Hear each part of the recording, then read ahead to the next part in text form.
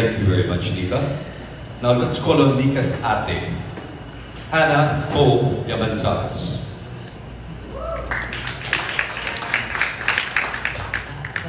I'll try. Good evening. Again, for those of you who don't know me, because I'm usually just behind the scenes, my name is Hannah, Mama Susan's first granddaughter and Grace's daughter. Allow me to read from my script because, unfortunately, I'm not blessed with the same kind of talent that my mom has when speaking in front of a crowd. I just want to start with how it's really so heartwarming to see so many people who love my Lola here today. I was going through my phone's gallery the past few days while thinking about her, looking for photos of the both of us and reminiscing our times together, which then led me to looking for photos of her on the internet as well.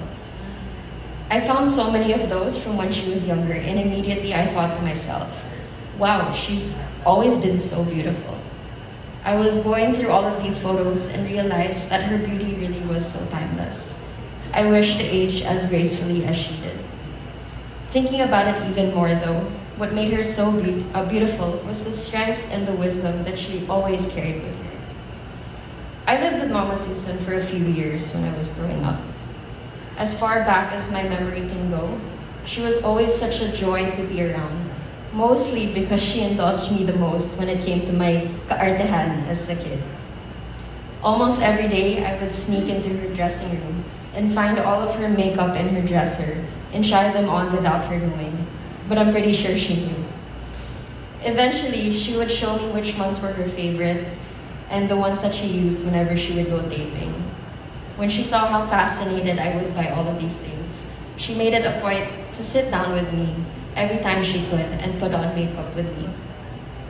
When I got older and finally got my ears pierced, I remember how excited she was because she could finally share some of her jewelry with her APO. One of my favorite pieces that she got me were these beautiful diamond earrings, which I'm wearing today. Clearly, as you can see, may taste si Lola. Sa kanya ako nagmana.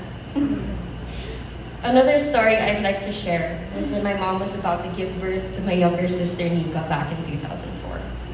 My mom was in labor for about 23 hours. So can you imagine me as a 6-year-old kid, bored out of her mind just waiting for it to be over. And of course, a little bitter because I was no longer going to be the bunso. And so, Mama Susan made it a point to keep me busy because she knew that I was so into fashion even at such a young age. She took me to go shopping in Green Hills sa may Tiangge. At alam niyo naman kung gaano kainit at siksikan dun, pero pumunta pa rin kami. Long story short, she bought me these long brown boots na may heels, by the way, because I was eyeing it the whole time we were going around. This just goes to show that although she already had the title of being the Susan Roces, Queen of Philippine movies, she was still so selfless and humble. To have gone out of her way to make sure I was okay and that I felt loved. To be frank, Mama Susan and I didn't stay as close when I got older. I guess that's just how life is as we grow as individuals and go through life. I realize now, though, that it's one of my biggest regrets. However, we as a family would always make it a point to catch up with her every now and then, especially during the holidays. I always left conversations with her feeling so enlightened with all the knowledge and perspective that she would impart onto me. I remember visiting her one time in her lanai, and we were just making kwento almost the entire afternoon.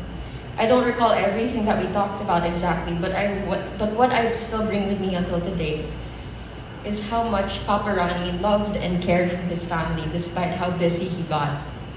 Mama Susan constantly reminded me to find someone who will love me just as much as he loved her and my mom, and to always forgive and stay patient, especially when it comes to those that we love.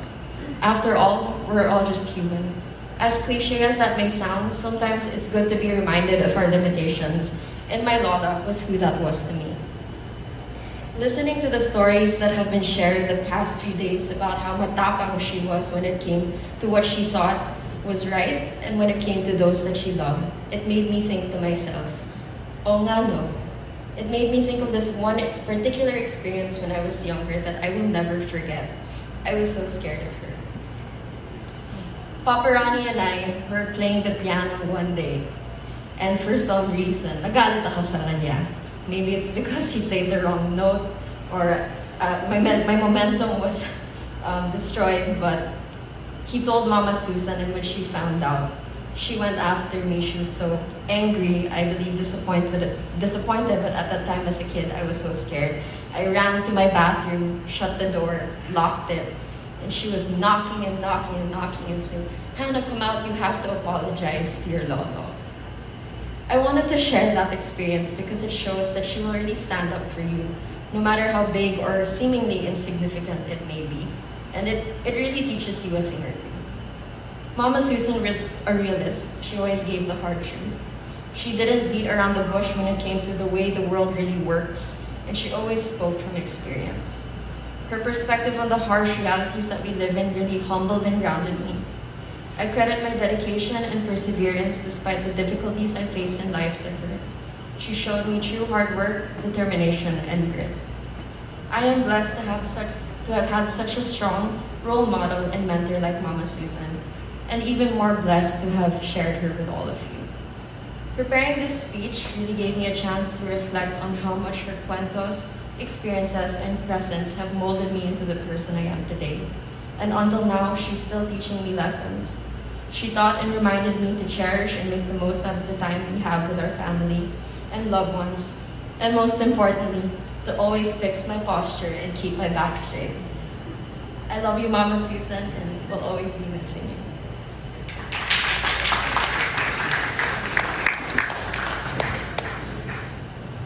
Thank you, Hannah.